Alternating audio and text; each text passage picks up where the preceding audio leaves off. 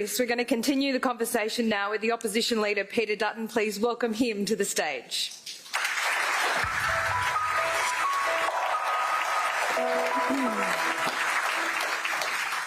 Good to see you. How are you? Good. Good to see you. Thank you for joining me on stage today. I really appreciate it. Townsville is a city facing issues like the rest of the country, but I think there's a concentration of things here like housing, youth crime, attracting investment. Might seem a funny place for me to start, but if I could go outside of Queensland for a moment to the McPhillamys gold mine in New South Wales, because as we've just heard part of the discussion then, it has, I think, implications for investment right around the country. So my question to you is, Regis Resources say that went through essentially 7 years of approval processes. The Prime Minister just said, well, no, the mine hasn't been given the absolute stop by the government, but effectively it has, because Regis Resources have said it's going to take years more to redo the approvals, and they're basically cutting the project. What kind of risk is that?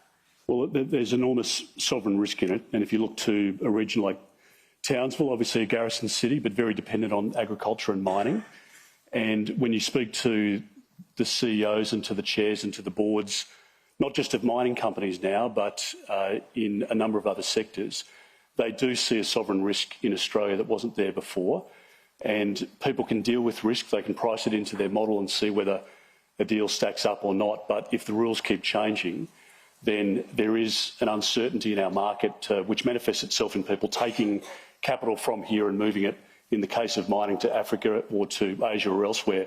And that's exactly what's happening now. And what I think has been a political decision that's been made by Tanya Plibersek has just added to that uncertainty. And I heard the Prime Minister before, but with respect, that project is done.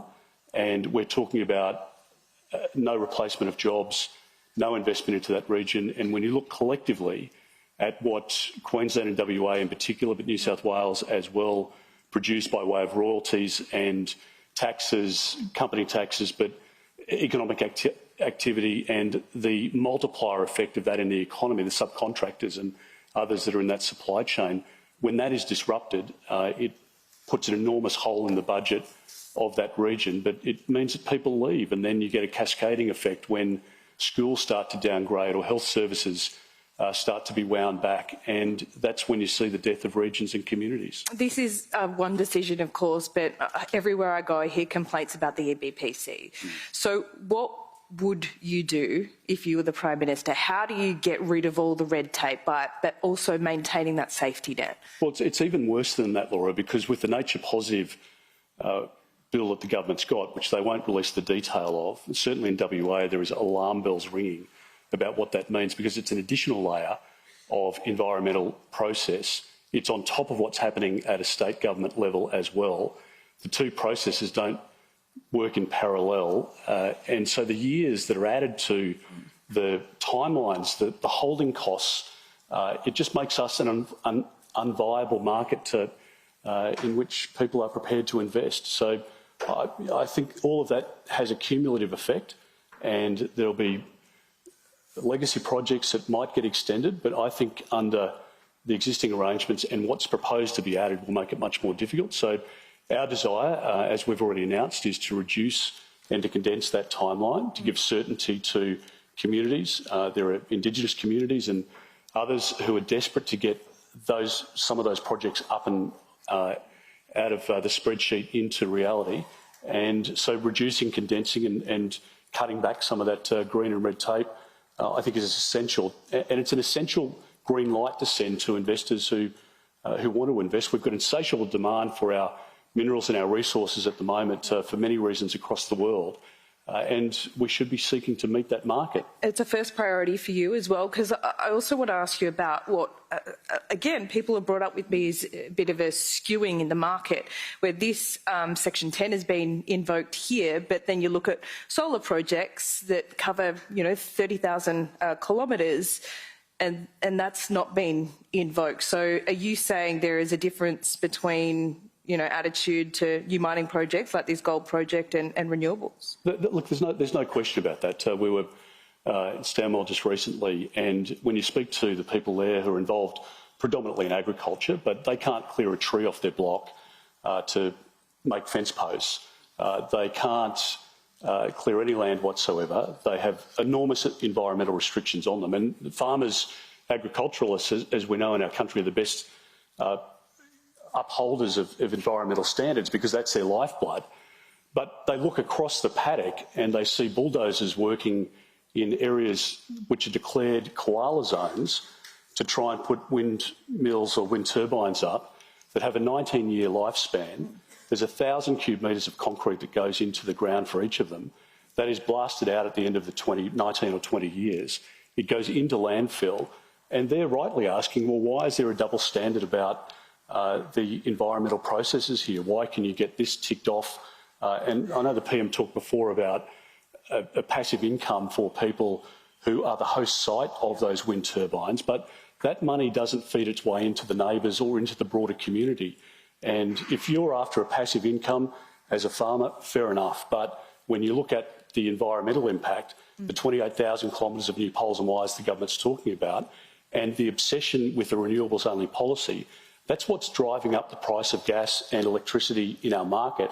You've now got Victoria talking about having to import gas into their market from Queensland and WA, which is why, in part, the prices continue to go up, and why now the energy regulator is talking about a disruption to supply, and manufacturers won't operate in an environment where they have heavy industry that can't just use intermittent power of solar and wind, and they move offshore. And that's why there's been a threefold closure of manufacturing businesses just over the last 2 years of this government. Well, that said, if you were Prime Minister, would you fast-track, for example, the New South Wales Narrabri gas project? I mean, if anyone knows anything about that project, that has been held up for years. It's an absurdity, and Beetaloo in the Northern Territory as well. Yeah. We need to bring more gas on.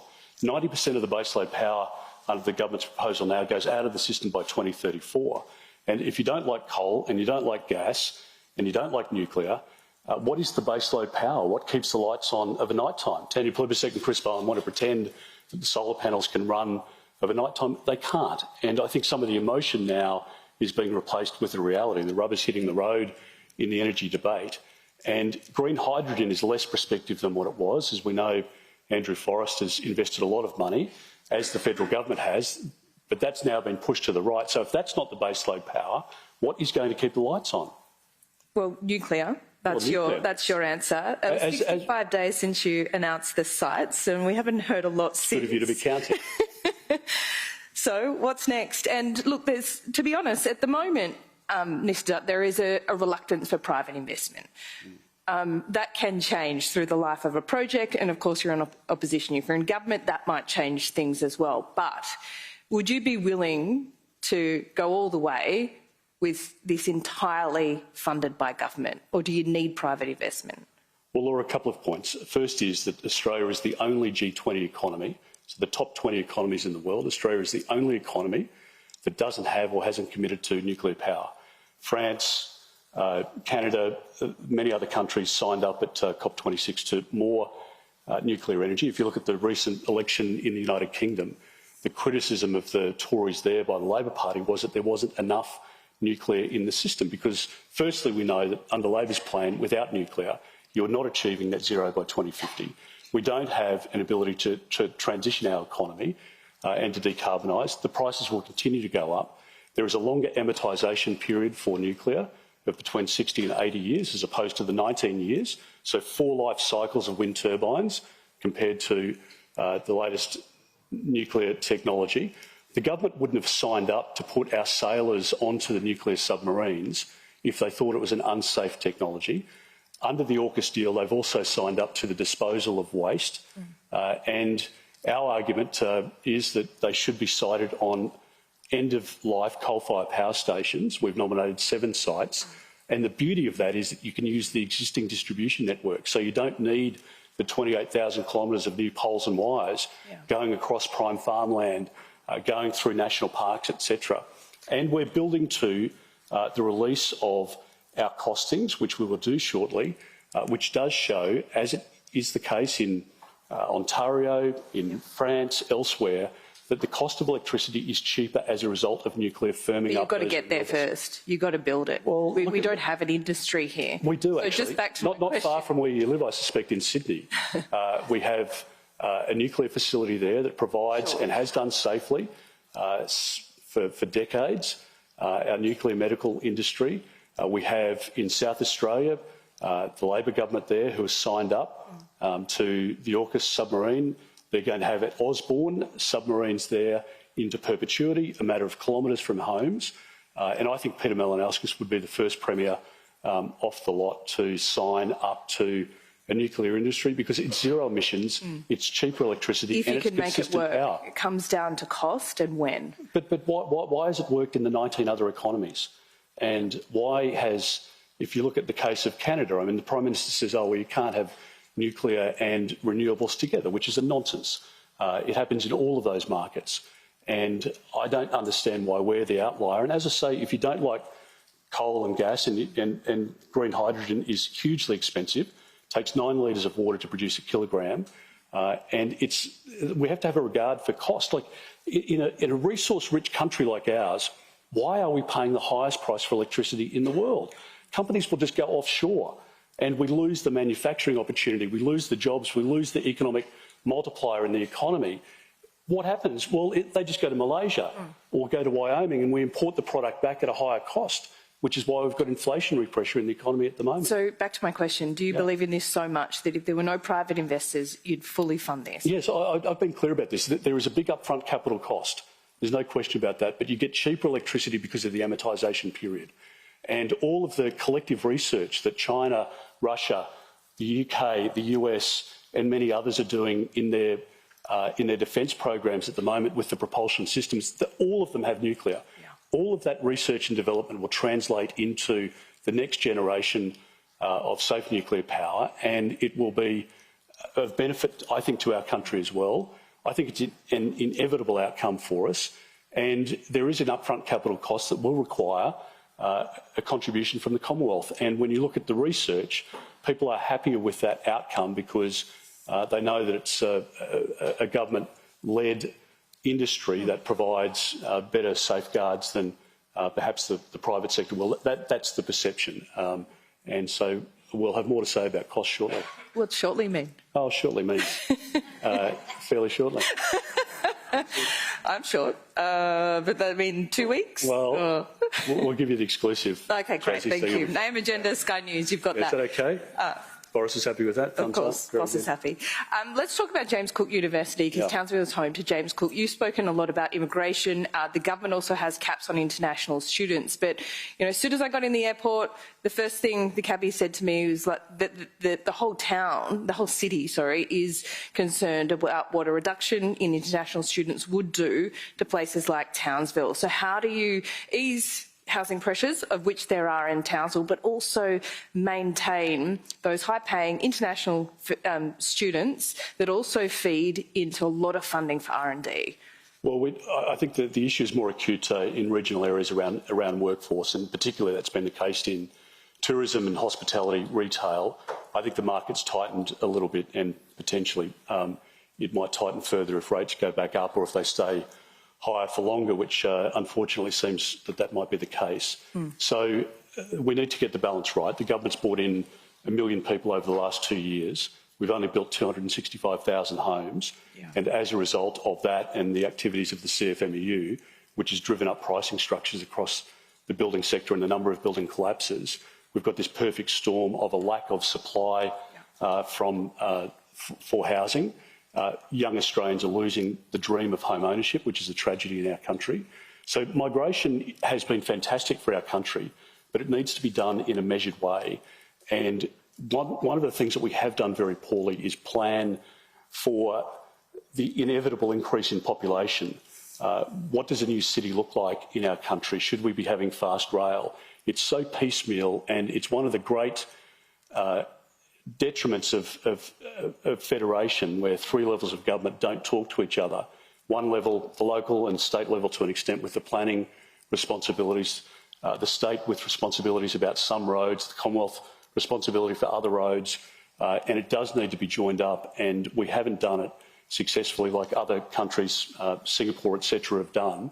I think it's one of the great national debates that we have to have because housing is incredibly important to us. And the government's policy of this sort of rent forever model, I don't think suits our culture, and it's not in our financial interests either. So you think the dream of owning your own home? I mean, a lot of young people under 30 are now thinking that that's their future, and perhaps they're okay with it. So you don't believe in that build to rent model? I think it has a place to play in the economy, but home ownership underpins the stability for raising a family. It provides support for people who want to start a small business because generally that will be the anchor asset when they go to the bank. So we stifle entrepreneurialism. And it also provides, particularly with the capital growth, the underpinning of security in retirement, a home that people can own. And then people can sell that, they can realise the capital gain, they can bequeath it to their children. And that is a very significant part of our economy, and we shouldn't be trying to wind it back, which the government's doing at the moment because they want industry super funds to own thousands of homes here in a sort of European build-to-rent model. And I want to provide more support, particularly on the supply side, so that we can get more housing into the market. Let's talk quickly about cost of living before we wrap this up, because this is something that your side of politics have been quite critical of the government and the measures they've put forward in terms of the measures being inflationary. What would you do? We could be in an election pretty soon. We could be in a campaign. What would you do to ease cost of living but also keep those inflationary pressures down? Well, again, a couple of things. Firstly, when you look at the issue of the energy policy, the renewables only policy, it's not just your power bill at home that's gone through the roof or your small business. It's the cold storage and it's the farmer and the manufacturer and the producer otherwise in the supply chain that's passing all of that additional cost on when people go to the supermarket and to the checkout. And people know that when they're handing their credit card or cash over, they're getting less for every dollar that they spend. People know that it's costing much more to build a house now than it did 5 or 10 years ago for the reasons I just outlined. The migration crisis that the government's created has contributed to that, including an upward pressure on inflation. The government spent another $315 billion in the economy. That has fuelled inflation. In the UK, in Canada, in New Zealand, interest rates have already come down. In the US, they're billed to come down. And in Australia, the Reserve Bank is still saying that the governments, both state and federal, are spending too much money in the economy. We have supported the government in relation to changes around NDIS to tighten some of that so it can provide support to people. So no direct handouts under you. There's too much money. Well, there's no sense, and the Prime Minister sort of trumpets getting an extra $10 in your pocket each week, which is great, but it's no good if the person is taking out 20 from the other pocket to give to the ANZ Bank because interest rates have gone up again. People are going backwards and real wages have gone backwards under this government, and you can't continue to chase inflation, as the Reserve Bank Governor points out. So measured spending and infrastructure spending, the sorts of things we've spoken about before, road, but productivity producing infrastructure is one of the main focuses I think that we should have as an economy at the moment. You think you could win this next election, don't you? And Queensland's the key. No question in my mind. Queensland is the key, as it's always been. It's been kind to us, and we've got great members in Phil Thompson and Andrew Wilcox. I was out at a manufacturing plant with them this morning, and many great members besides, and so the benefit of incumbency is important, but every election is tough. We need to win a lot of seats, but I think to get our country back on track, I think the momentum is there for us. We've been disciplined. We've got policies out there which are bold, but in our country's best interests. And I think if you provide that vision and the certainty, I think we can get our country back on track, and I think better days are ahead. More bold vision coming from you? Yes. Yeah. I think there are a number of hard decisions that need to be made, but they need to be made in our country's best interest. And if we do that, I think we can capture the imagination of Australians who want the most for their country and believe that our country's changed for the worse over the last 2 years, and that we just can't afford 3 more years of what we've seen over the last 2. Peter Dutton, thanks so much for your time. Thanks, Great to see you. Thank you.